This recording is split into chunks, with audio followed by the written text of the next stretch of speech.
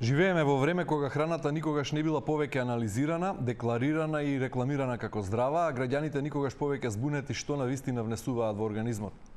Ново истражување во регионот откри значителни разлики меѓу декларираниот и реалниот состав на дел од прехранбените производи. Ова го отвори прашањето колку навистина можеме да им веруваме на декларациите, која контролира точноста на податоците на пакувањата, колку граѓаните знаат да ги читаат нутритивните вредности и дали денес навистина се храниме поздраво или само купуваме чувство дека живееме здраво. За храната, декларациите и навиките и днината, кога станува збор за здравата исхрана, како и за тоа што би значило персонализирана исхрана, да си кажеме денеска со доктор Драгица Зенделовска, научен советник од областа на нутригеномијата. Добре дојдовте во студиото на Телма. Ви благодарам на поканата. Како што реков и во најавата, денес никогаш повеќе не се зборувало за здрава храна, а граѓаните имам чувство дека никогаш повеќе па и не биле збунети на што навистина јадат. Дали е точно, дали го делите вие овој впечаток? Да, така е. Зошто е така? Хиперпродукција. Хиперпродукција има на храна, многу податоци, меѓутоа имаме и многу хемија. Така да во суштина веќе сме навистина сите збунети што е здраво, што не е здраво, колку можеме да конзумираме, што не можеме да конзумираме и добро најавивте навистина дали знаеме да ги читаме декларациите. Дури вие како нутриционист, специјалист од областа, навистина е чија кариера сте ја посветиле цел животен век, сте го посветиле на тоа и во текот на образованието на факултетот за хемија, ако не се лажам. Да. И подосна како професионалец вработен на таа тема сте на некој начин збунети од напливот на информации, од маркетингот, од се што се случува кога станува збор под насловот здрава храна? Така е, маркетингот е една чудна дисциплина која што знаете како кога ќе поидете во маркет, вие добивате производи кои што се многу добро спакувани и кои што едноставно треба вас да ве купат. И некако полесно е да прибегнеме кон пакувања кои што добро изгледаат, на кои што пишува здраво, природно, без масти, фит и така натаму. Значи практично повеќе се наклонети кон природниот и здравиот начин, стил на живење. Отколку ние малку подовенати салати или нешто друго. Така е, навистина е така, меѓутоа знаете како ние секогаш го гледаме пакувањето, а никогаш не ја гледаме неговата позадина. Добро, значи денес индустријата, дали индустријата всушност продава здравје или продава само чувство дека сме здрави?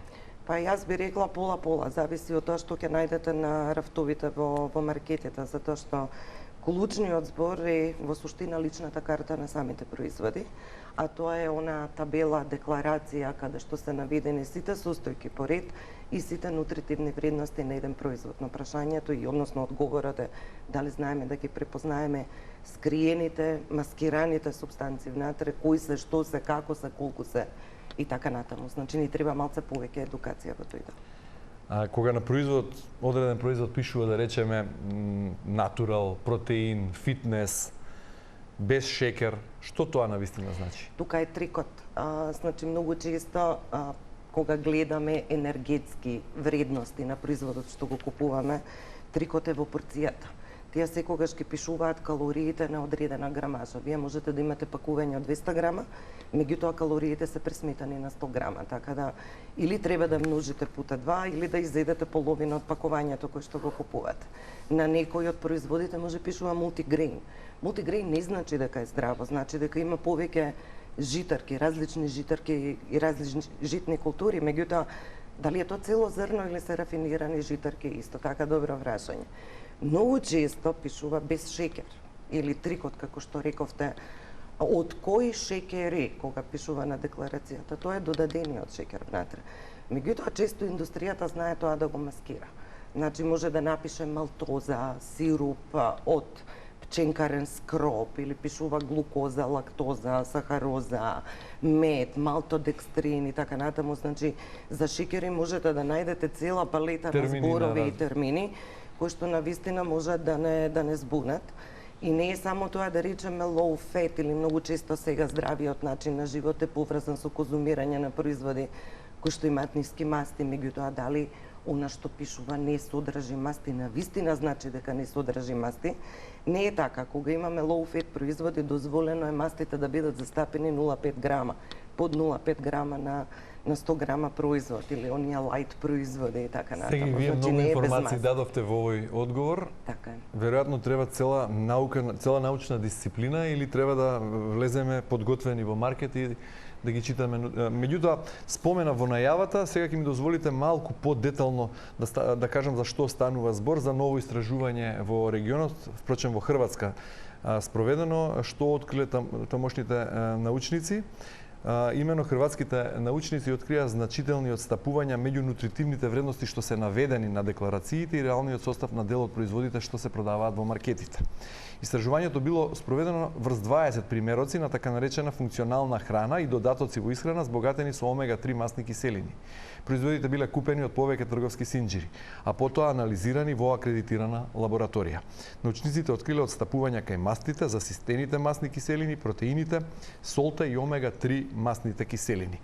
Во некои случаи производите содржале значително повеќе или помалку од она што било наведено во декларацијата. Ќе наведам уште неколку примери конкретни. Кај одредени видови леб било утврдено и до 50% повеќе масти од декларираните.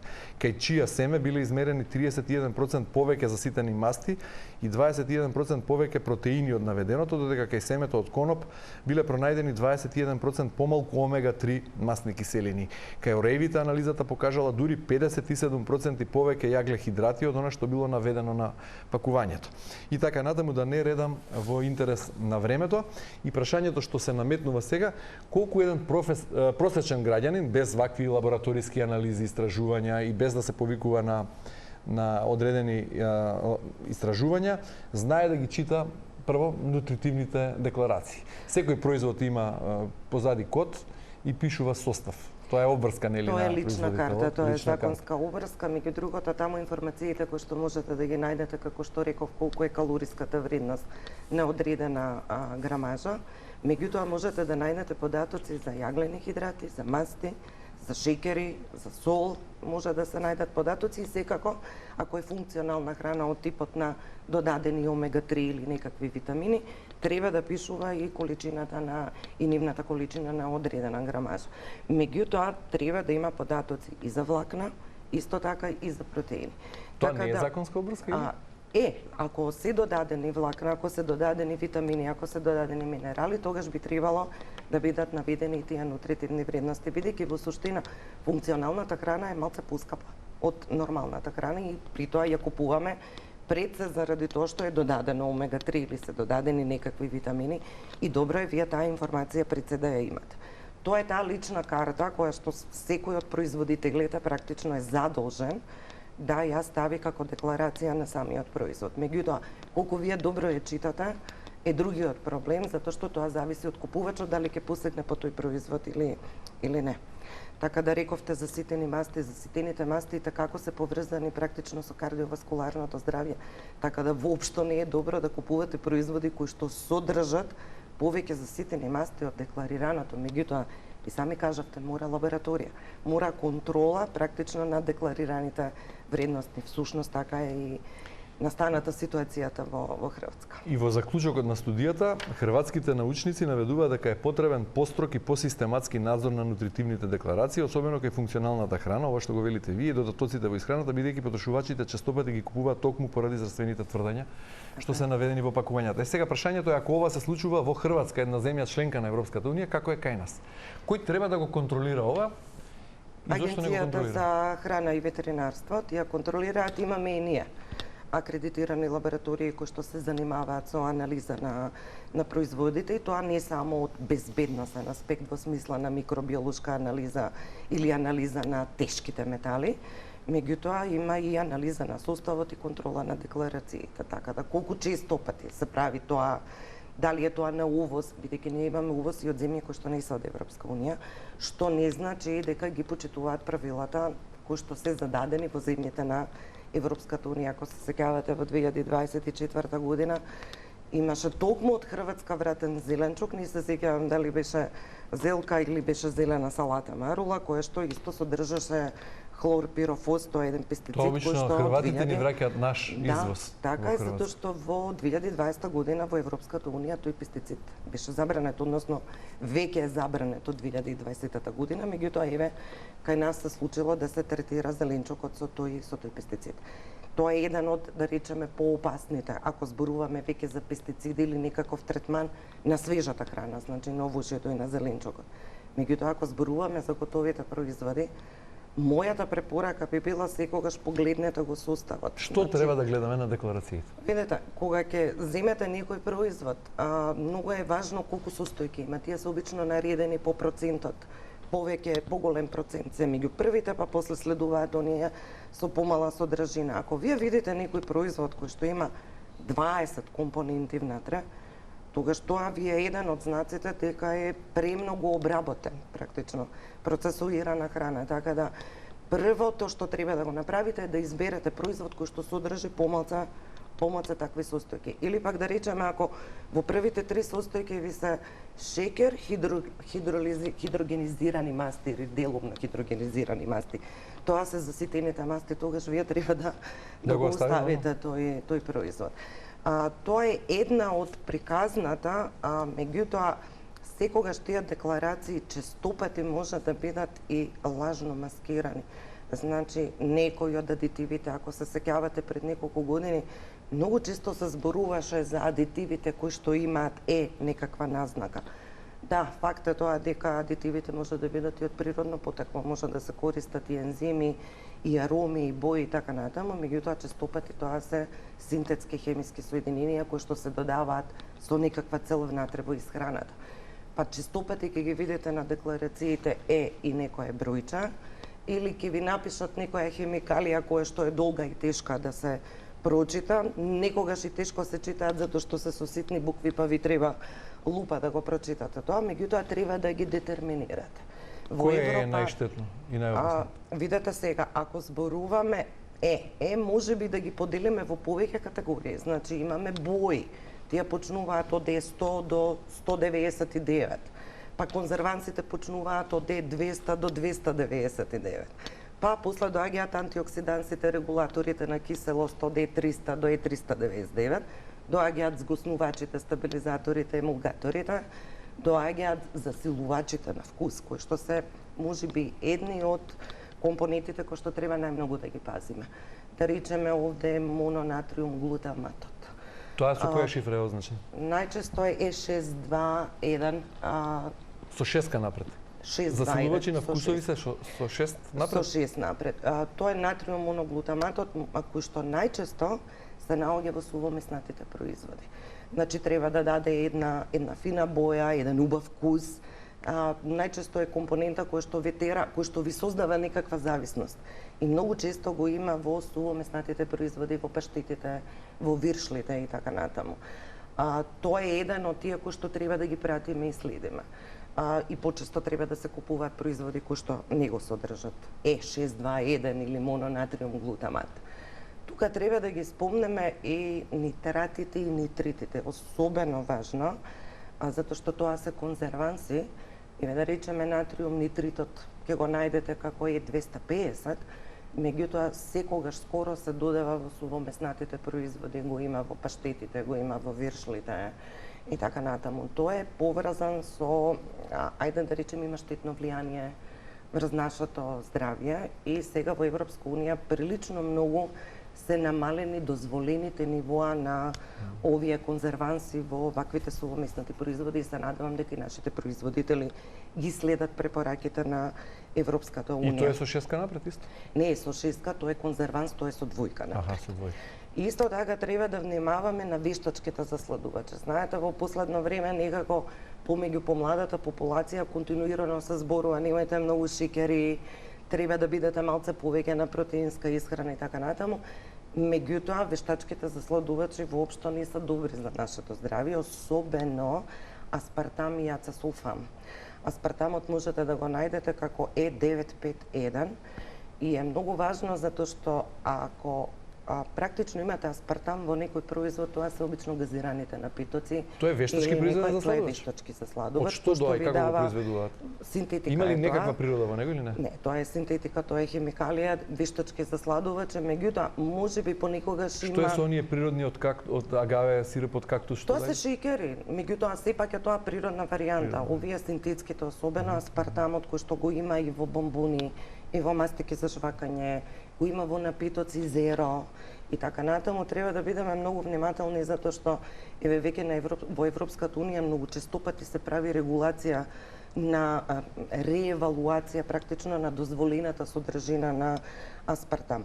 Да не зборуваме пак за боите. Тоа значи дека гумите за жвакање треба да ги сфрлиме од употреба? Па не, треба да гледаме што има внатре во нив. Има ли мастики без за сладувачи? Може да имате таки? титаниум диоксид, например, да речеме во гумите за жвакање, кој што од 2022 година во Европска унија е веќе забранет. Тоа е бела прашкаста супстанца која што најчесто се наоѓа во мастиките за жвакање, меѓутоа го има и во бомбоните, понекогаш го има и во пецивата. Јас мислам дека не постои денес мастика без што има шекер внатре. Сите се без шекер.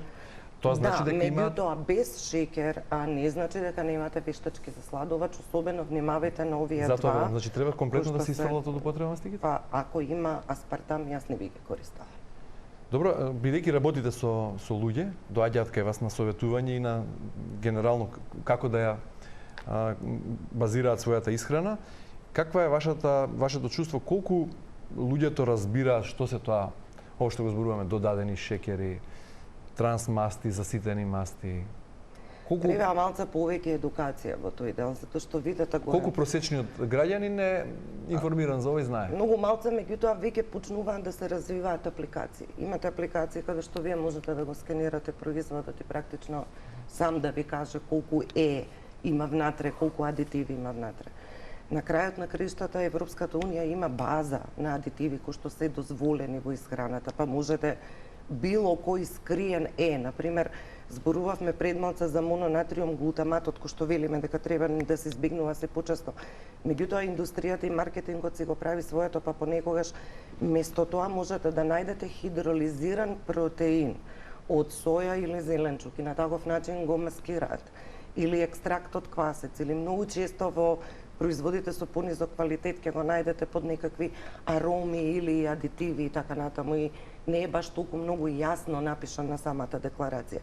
Сега не зборуваме за лажни декларации, бидејќи во Србија, ако се сеќавате во текот на минатата година, исто беа најдени вина, алкохолни пијалоци и мед кои што се со лажна декларација, затоа што алкохолните пијалоци беа впрочем вода, некаква арома и алкохол внатре, а не дестилирани. Исто тоа се случува и со медот. Така да луѓето треба малце повеќе да се едуцираат во однос на тоа како да препознаат дали е навистина добра намирницата која што ја купуваат. И има такви начини на кои што можеме да ги научиме луѓето кога ќе купат нешто, па дома да го проверат дали е стварно навистина тоа или не.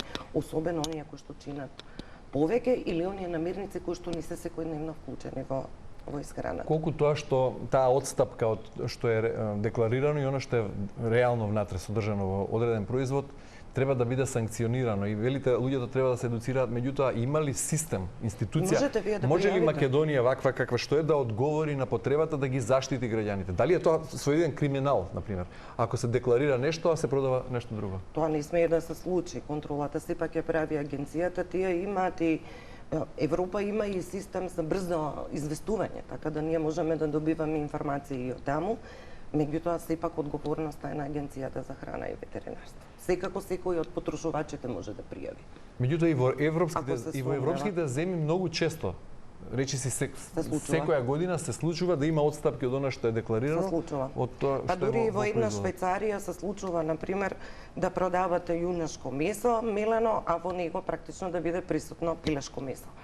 Да речем, и на таков начин практично ги лажете вашите потрошувачи дека продавате 100% јунешко месо. И тоа се случува многу често. Затоа треба да се пријавуваат ваквите како да кажем ситуации ако вие дојдете во продавница и видите дека нешто не е како што треба. Европската унија е многу категорична и честопати ЕФСА, тоа е Европската агенција за храна, која што е стационирана во Италија, дава вакви многу чести предупредувања. Покрај титаниум диоксидот, они во 2025 година веќе го исклучија и бисфенолот А. Бисфенолот е супстанца која што најчесто има во пластиките или во оние лименки во кои што се обложени од внатре за пијалоци, така да тие тој го исклучија и го забранија. Меѓутоа лименките со алкохол и со газирани сокови се уште постојат на рафтовите? Да, меѓутоа не смее внатре да бидат обложени со некаква компонента која што содржи бисфенол А, тоа е веќе забрането. Еве сега во 2026 година ми се чини дека гуар-гумата веќе во храната за бебиња ќе биде комплетно практично забранета и многу внимание се обрнува на азобоите. Особено оние кои што се тартразин или да речеме Sunset Yellow се наоѓаат по таква боја или Allura Red и така натаму, тие може дури да влијат на вниманието на децата и на нивната активност и кога ќе има таква боја треба да има и некакво предупредување. Или овој вештачкиот засладувач кој што го споменавме аспартамот, за него треба дури и да стои доле предупредување дека може да создаде фенилаланин, може да содржи фенилаланин и така натаму. Кога ве слушам вака, доаѓам до заклучок дека денес не јадеме храна, всушност туку јадеме производи кои не тераат да јадеме повеќе, со засилувачи на вкусови. Така е, многу засилувачи на вкусови, многу адитиви, храна која што е богата со многу енергетски висок калориски внес. Затоа што во суштина вие кога, еве да речеме да споредиме еден чипс и некакви соленки, практично. Вие можеби во чипсот имате нормално повисок калориски внес, имате многу повеќе масти, ама немате толку сол. Ама ако земете соленки, во соленките немате толку масти, ама имате огромна количина на сол. Треба да се внимава на дневниот внес, тоа се знае колку е, за сол дневен внес е 5 грама. Така да вие ако купите соленки во кои што ви пишува дека во 100 грама имате веќе 5 грама сол внатре, тоа значи дека дневната количина на сол вие сте ја веќе внеле. Или да речеме, најчесто споредуваме обичен јогурт со овошен јогурт. Па не можеме да очекуваме во овошниот јогурт дека ќе нема повеќе шеќери. И обично луѓето кои што се на некакви рестриктивни диети бараат да речеме low fat производи со ниска масленост. Тој производ мора да биде разреден за да биде со ниска масленост. Меѓутоа таму сигурно ќе има малце повеќе шеќери. И затоа треба да се внимава секогаш кога купувате, особено па внимавајте ако сте диабетичар. И сега вие купувате нешто што е помалце масно, а меѓу другото содржи повеќе шеќер. Добро, веројатно особено 22 грама нагоре. Така да имаме доста ултрапреработена храна стана резултат на брзото време во кое живееме, веројатно. И во таа смисла здравата храна станува привилегија. Но и се губиме во концептот. Не знаеме што всушност станува збор кога велиме наслов здрава храна. Што е здрава храна? Бидејќи во време кога најмногу зборуваме за здрава храна има највеќе дебелина, нели, проблем со гојазност, со број на луѓе со вишок килограми има не само Македонија, генерално и во светот, да, навистина. Не само тоа, и диабет, и метаболни нарушувања други. Така. Зошто е тоа така? Затоа што каде се губиме во концептот? Се губиме во концептот затоа што прво јадеме достапна ни е многу храната. Ако се сеќавате порано, јас сум од малце постарата генерација каде што сирење не ни беше достапно во текот на целата година. Одредени типови на зеленчуци се служеа и се јадеа и се конзумираа сезонски. Некако превише ни е достапно, се имаме. Хиперпродукција на храна, брзиот живот и начинот на живење сега не дозволува секојдневно да дома готвиме. Најлесно е да вие купите на пазар зелена салата или овошје и да купите чисто месо и тога сте сигурни дека немаме веќе обработена храна, но треба да имате време да го подготвите тоа. Премногу купуваме индустријски обработена храна. Знаете, дури да идете во продавница ќе видите на традиционален начин спремено или природно традиционално. Меѓутоа тоа е индустријско. Не е она како што го правела вашата баба дома. Ретко кој веќе прави зимница или како да ви кажам, брзиот начин на живот практично го диктира тоа темпо и сега веројатно ако ве прашам што е одговорот на тоа, дали не можеме да живееме без да јадеме, мора нешто да јадеме, нели? Нормално. Така не скроила природата. Меѓутоа што треба да јадеме е прашање за $1.000.000. Особено во држави каде што луѓето немаат голема доверба во институциите на системот, каде што велите се увезува храна не само од земји членки на Европската унија, а и таму има лажно декларирани или една декларација што не одговара на реалното пакување. И сега каде да го впериме кесите да ги полниме со овошје и зеленчук, тоа е одговор? Не. А и веројатно тоа не е одговор бидејќи претходно рековте и овошјето и зеленчукот се третирани со пестициди. Не. Треба да имаме практично треба да имаме шарена храна. Значи треба да имаме и овошје и зеленчук и месо и протеини и млечни производи. Меѓутоа треба да внимаваме кога ги купуваме горе. И треба да препознаеме.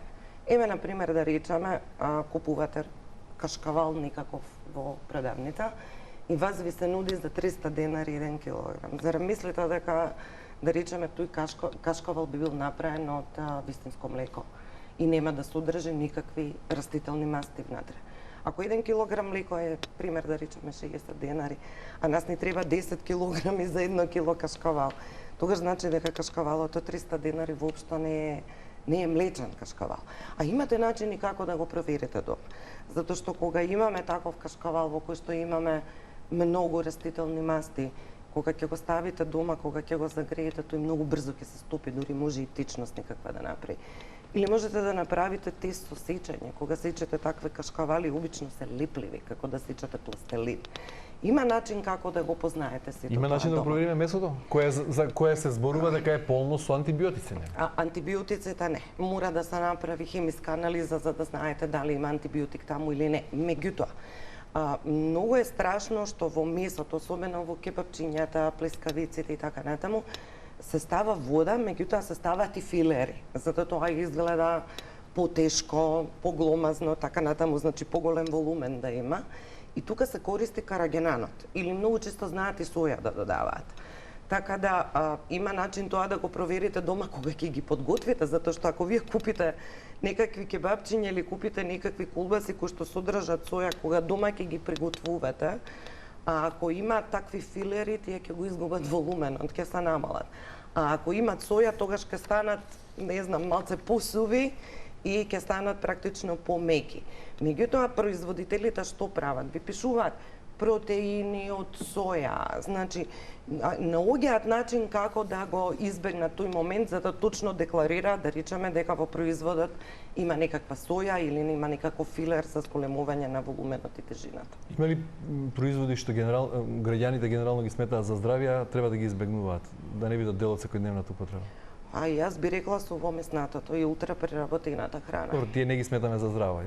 Веројатно знае мнозинството дека не се здрави, меѓутоа си ги конзумира. Меѓутоа знаете како не смееме, видете има производи кои што можеби некој дома ги суши, ги пуши и така натаму, тоа не значи дека е нездраво, не значи дека нашите баби и дедовци не јаделе такви производи. Поентата е во адитивите кои што се додаваат во тие производи.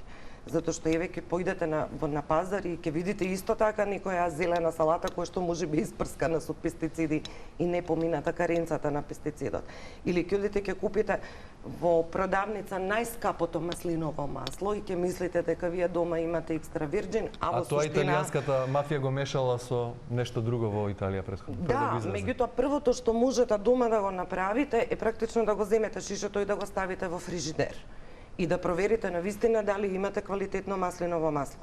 Затоа што ако е квалитетно, тоа малце ќе се згусне, ќе направи белузликава субстанца внатре во маслото. Тоа значи дека е квалитетно и дека има мононезаситени масти. Гледајте ги декларациите.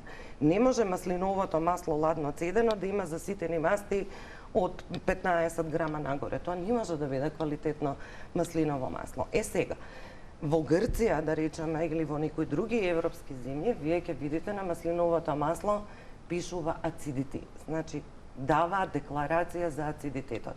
Ацидитетот е единствениот параметар кој што ви кажува колку е добро маслиновото масло, затоа што колку е понизок ацидитетот, толку повеќе мононезаситени масни киселини имате. Тие се оние кои што ни се потребни за добро кардиоваскуларно здравје. Полинезаситени од прилика околу 5 грама, меѓутоа овие заситените треба да бидат колку што е можно помалце. Меѓутоа, за да го имате ацидитетот, треба да се направат пак лабораториски анализи, а меѓу другото можете само на вкус да осетите ако е горчливо, да речете дека е богато со полифеноли. И на таков начин вие сами можете да направите тест дали навистина сте купиле добро маслиново. Добро, бидејќи не можеме се претвориме во инспектори сите и со ваквите производи со ги пробуваме апликации дома. да влегуваме во маркет и да пазариме, да се претвориме во истражувачи, веројатно тоа треба да биде и задоволство. Така е. И веројатно многу е важно исто тоа што јадеме и како јадеме и колку јадеме и кога јадеме веројатно. Сето тоа е важно. Треба да не биде стрес купувањето на набавката на храна. Ама знаете, кога имате голем избор, тогаш треба да бидете спремни дека сигурно никогаш ништо може и да се протне, затоа што се почесто време, да речеме, во млечните производи ќе најдете многу скроп се додава за да се згусне тој производ и така натаму. Скропот сам по себе не е лош, меѓутоа би можел да биде лош за дијабетичарите. Ама се додава за да тоа додаде некаква масна структура, некој фин вкус и така натаму. Можете дома да направите јоден тест. Сите имаме дома некаков бетадин, па земете малце од производот, од јогуртот или од павлаката и додадете 1-2 капки на јод. Ако тоа потемне, стане темно или лјаково, тогаш сте сигурни дека купувате производ во кој што има скроп и има помалце млеко.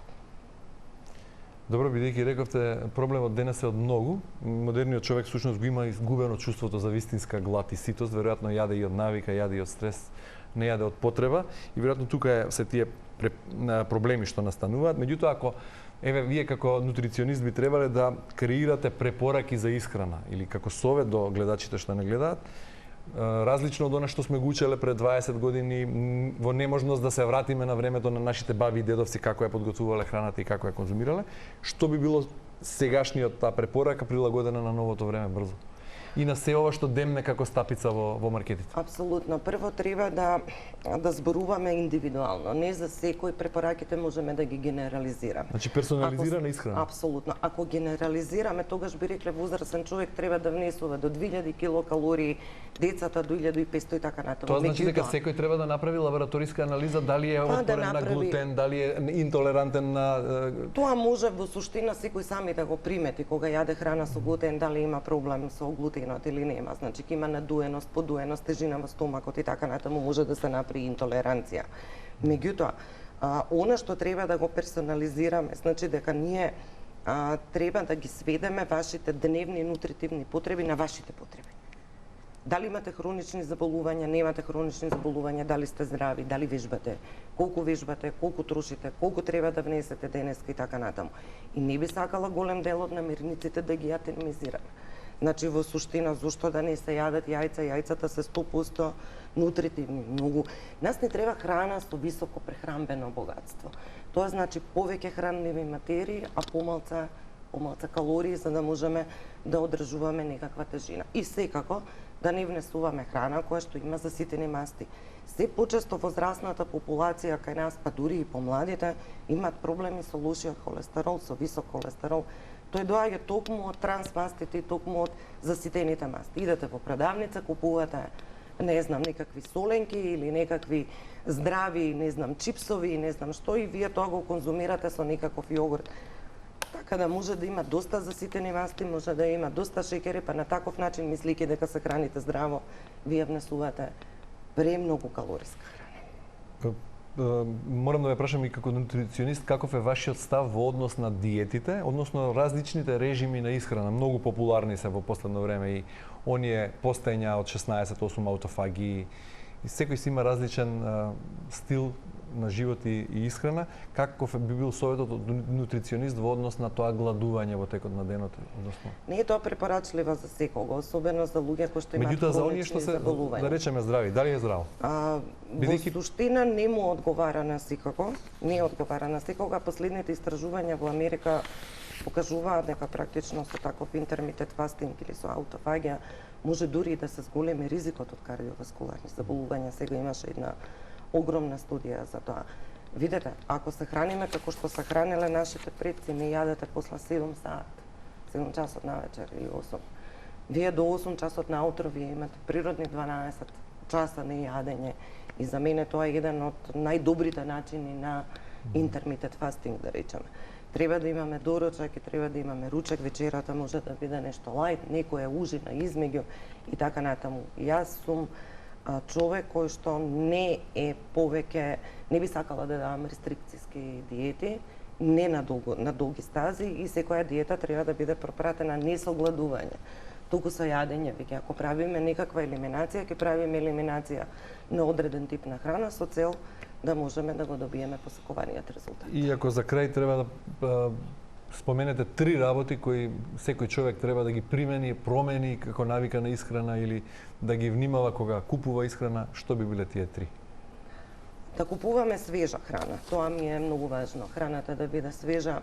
Колку ќе бидеме сигурни во тоа дали е третирана или не, тоа ќе го оставиме на инспекцијскиот надзор. Не треба да се откажуваме од протеините, треба да бидат и тие застапени со тоа што поголем акцент на белото месо и на рибата, заради нивните антиинфламаторни својства, и секако не треба, особено важно за младата популација, да не се фокусираме на тие шеќери, не треба храна без шеќери и така натаму, ние без шеќери не можеме да живееме. Меѓутоа, шеќерите и количината на нивниот дневен внес треба да ни зависи од тоа колку ние сме активни и колку ние трошиме. Дури и вештачки шеќери или? Јас не давам вештачки шеќери. Значи, секогаш природните шеќери. Секогаш бегам према и природните шеќери, да. Навистина така. Добро, професор доктор Драгица Зенделовска, нутриционист, ви благодарам многу за денешното гостување во Да си кажем. Ви благодарам на поканата. Вам почитувани, ви благодарам на вниманието, останете на Телма и имајте убав ден.